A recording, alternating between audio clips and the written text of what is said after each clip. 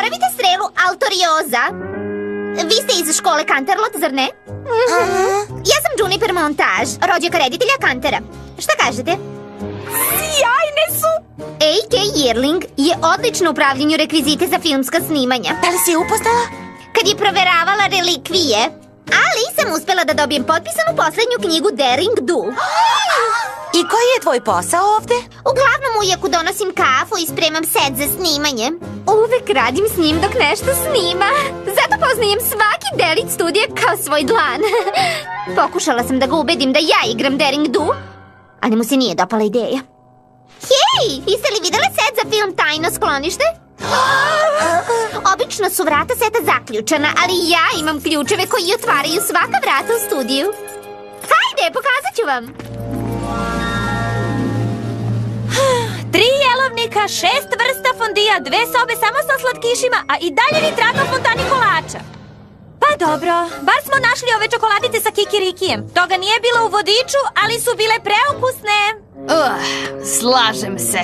Misliš da ih ima još? Samo još mesec dana, Česnat, ni dan više. Činim sve što je u mojoj moći da se držimo rasporeda, ali imali smo probleme i nismo uspeli. Ako bi pristala da ostaneš još samo mesec dana. Neprihvatljivo! Ali... Gde su moje uvozne čokoladice sa kikirikijem? Mislim da je pravo vreme da nastavimo potragu za fontanom kolača.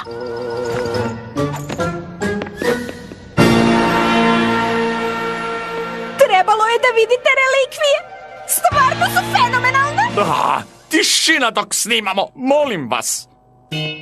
Izvinite, bacit ću još samo jedan mali pogled. I akcija!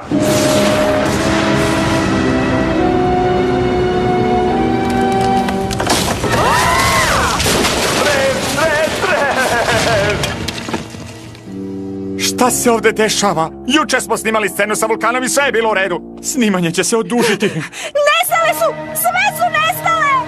Šta je nestalo? Relikvije!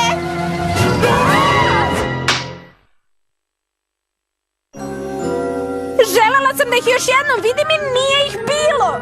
Ovo se ne dešava. Šta sad da radimo? Zar ne možete samo da naredite da vam se naprave nove?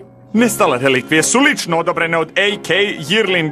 Možemo da napravimo nove, ali ne možemo da ih koristimo dok nam ona lično ne da posebno odobrenje. Pomislili biste da je lako da dođete do nekog koji